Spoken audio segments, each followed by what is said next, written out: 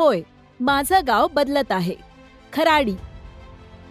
ख्यातनाम रंगकर्मी आणि मराठी सिनेमातील नामवंत अभिनेते कैलासवासी मधुकर तोरडमल हे खराडी गावचे भूमिपुत्र. आजही त्यांची येथे शेती आहे. विशेष म्हणजे कैलासवासी मधुकर तोरडमल यांचा जन्म चाळीसगावातच झाला आहे.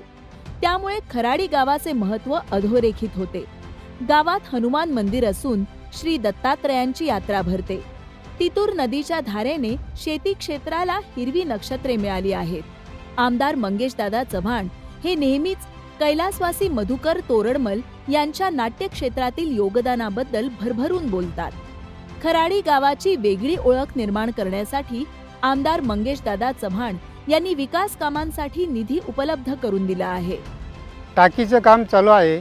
टाकी नव्हती आमच्या गावात आणि विहीर वॉटर सप्लाय हे मंगेशदादानं करून दिलं. बंधारा मंगेशदादाचे आभार. खरंच कामाचे आमदार आहे. खराडी येथे बंधारा बांधण्यासाठी रुपये 55,34,00,000 खर्चून काम पूर्ण करण्यात आले आहे.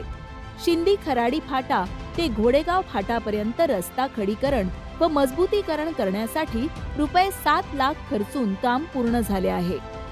तसेच खराडी शिवारातील 324 शेतकऱ्यांच्या खात्यात रुपये 61,38,000 जमा करण्यात आले आहेत.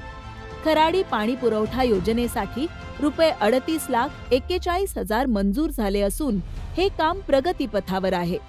खराडी ते ओढरे रस्त्याच्या लांबीमध्ये जलनिस्सारणासह सुधारणा करण्यासाठी रुपये 2,50,00,000 खर्च करण्यात येणार आहे. जुनपाणी ते खराडी रस्ता सुधारण्यासाठी रुपये 2 कोटी खर्चून काम करण्यात येणार आहे. चाळीसगावात एक अद्ययावत नाट्यगृह असावे अशी मागणी गेल्या अनेक वर्षांपासून येथील रंगकर्मी, साहित्यिक व कलावंत करीत होते.